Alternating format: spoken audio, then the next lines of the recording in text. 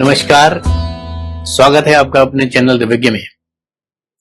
मित्रों, जब एक मनुष्य इस पृथ्वी पर आता है,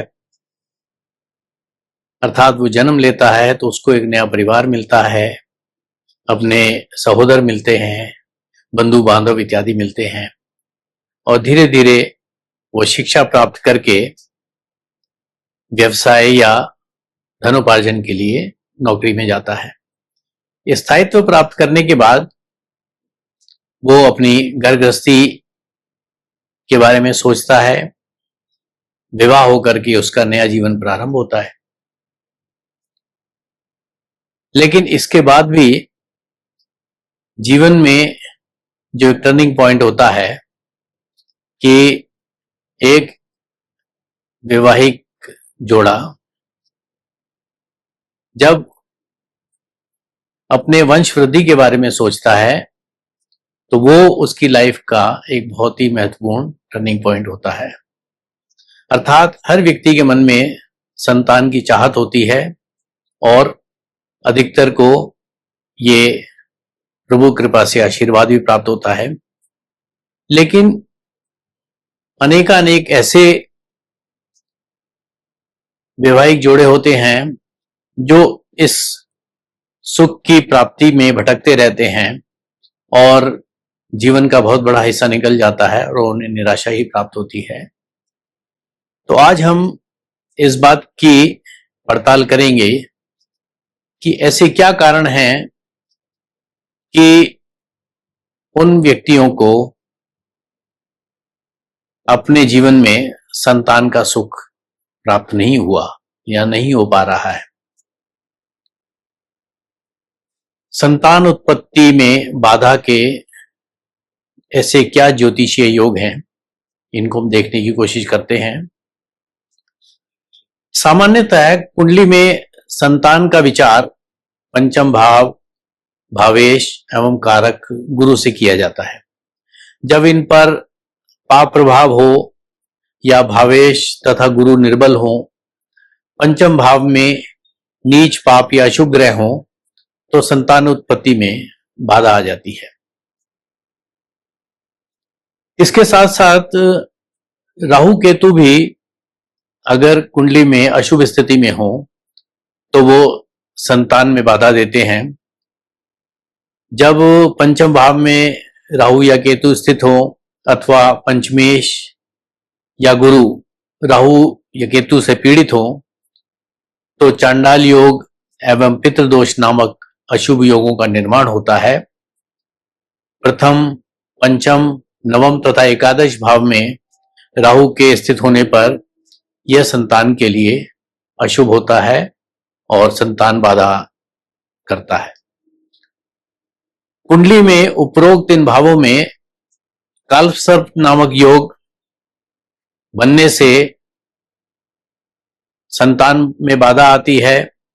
यदि पंचमेश या पंचम भाव में कोई ग्रह नीच का हो और साथ ही राहु केतु से पीड़ित हो, तो पितृदोष बनने के कारण संतान में बाधा होती है।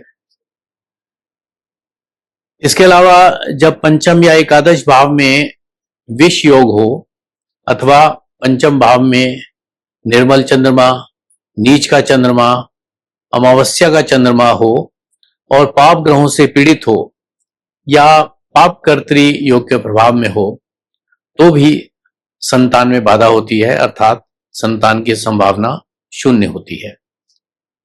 जब पंचमेश नीच का होकर त्रिक भाव में स्थित हो, अर्थात 6, 8, 12 भाव में स्थित हो, तो संतान भाव में उसका अशुभ प्रभाव पड़ता है, अर्थात संतान सुख में कमी देखी जाती है।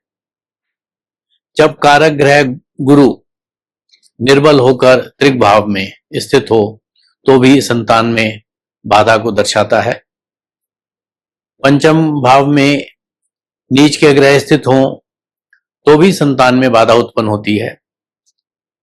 जब पंचम या एकादश भाव में कर्क राशि में मंगल, सूर्य, शनि, राहु या केतु की युति हो, तो भी संतान में बाधा का ये बहुत महत्वपूर्ण इंडिकेशन है। इसके अलावा हम इसको अगर अष्टक वर्ग में देखते हैं तो अष्टक वर्ग में भी अगर शुभ बिंदुओं की कमी हो तो अष्टक वर्ग में पंचम भाव में शुभ बिंदुओं की संख्या 25 से कम हो तो संतान में बाधा होती है, अर्थात वहां से भी हमारे को एक नेगेटिव इंडिकेशन मिलता है कि इस युगल को, पति पत्नी को संतान सुख प्राप्त नहीं होगा। इसके अलावा कुंडली में अगर शुक्र का निर्बल होना अगर दिख रहा है, शुक्र कुंडली में अशुभ स्थिति में है, निर्बल है, पावरलेस है, पाप प्रभाव में है, तो भी संतान में बाधा दिखाता है। कुंडली में शुक्र यदि निर्बल या पीड़ित हो तो भी संतान सुख प्राप्त नहीं होता। इसके अलावा त्रिकोणेश यानी कि त्रिकोण के मालिक और पंचम या एकादश भाव में ग्रहों की स्थिति, इस पर भी संतान सुख निर्भर करता है। यदि कुंडली में तीनों त्रिकोणेश को छोड़कर बाकी के 6 ग्रह यदि पंचम या एकादश भाव में स्थित हों तो भी वे संतान में बाधा उत्पन्न करते हैं और ये भी संतान सुख में कमी का एक बहुत महत्वपूर्ण कारण बनता है। तो मित्रों, आज ये थी संक्षिप्त सी चर्चा कि कुंडली में संतान की बाधा हमारे ज्योतिषीय कॉम्बिनेशन के कारण होती है तो उन जातकों को संतान का सुख प्राप्त नहीं होता। इसके लिए आज हम अपनी चर्चा को यहीं पे विराम देते हैं और इसी कड़ी में आगे और महत्वपूर्ण चर्चा करेंगे। तब तक के लिए धन्यवाद।